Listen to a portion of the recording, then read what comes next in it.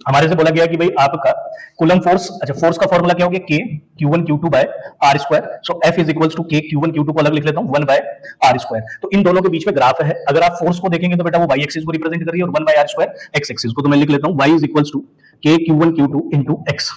तो ये वैल्यू क्या रिप्रेजेंट कर रही है सर अपने को, अब ये स्ट्रेट लाइन ग्राफ बन रहा है, दैट इज अ स्लोप, ठीक है।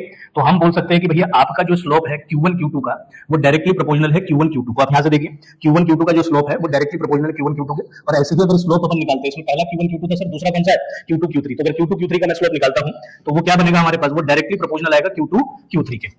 अब आपने डायग्राम देखिए, हमारे से पूछा क्या वो भी देखना पड़ेगा। तो ये हमारे सब कुछ गिवन था, इसके अंदर the charge Q2 is positive, उन्होंने पहले ही आपको बोल दिया कि Q2 जो है वो पॉजिटिव चार्ज है, ठीक है। और दूसरा हमारे से बोला इसका लीस्ट मैग्नीट्यूड है, ठीक है। अब अगर आप इसमें ऑप्शन में देखेंगे तो Q2 सबसे लास्ट होना चाहिए, जो इसमें नहीं है, इसमें नहीं है, तो दो ऑप्शन तो कैंसिल हुए। अब आप देखिए बेटा जी, ये दो ऑप्शन हमारे पास ऐसे है जिसमें Q2 जो है आपका क्या है, Q2 जो है वो आपका लास्ट लीस्ट दिखाया गया है। तो इन दोनों में से ही कोई करेक्ट ऑप्शन रहेगा। अब ये हमें चेक करना है, कैसे चेक करते हैं, आपने ग्राफ देखिए, हमारे ग्राफ में क्या बोला गया है कि भाई ये Q1 Q2 है, तो ये स्लोप हो गया इसका, और ये Q2 Q3 का स्लोप हो गया। तो अगर मान लीजिए मैं लिखता हूं यहाँ पे स्लोप ऑफ Q1 Q2, तो वो आ रहा है अपने पास 1030।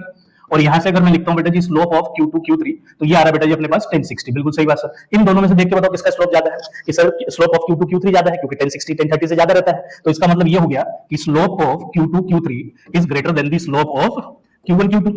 अब यहाँ देखिए स्लोप जो है वो किस पर डायरेक्टली डिपेंडेंट है, चार्ज के प्रोडक्ट पे। तो मैं इसको यहाँ से रिप्लेस करके क्या लिखूंगा, Q2 Q3 is greater than Q1 Q2। Q2 Q2 दोनों साइड क्या हो जाएगा, कैंसिल आउट। तो हमारे पास क्या बचा, Q3 is greater than Q1। और सबसे लीस्ट कौन था सर, लीस्ट था आपका Q2। तो रिलेशन क्या बन गया, Q3 is greater than Q1 greater than Q2। So which option should be this one.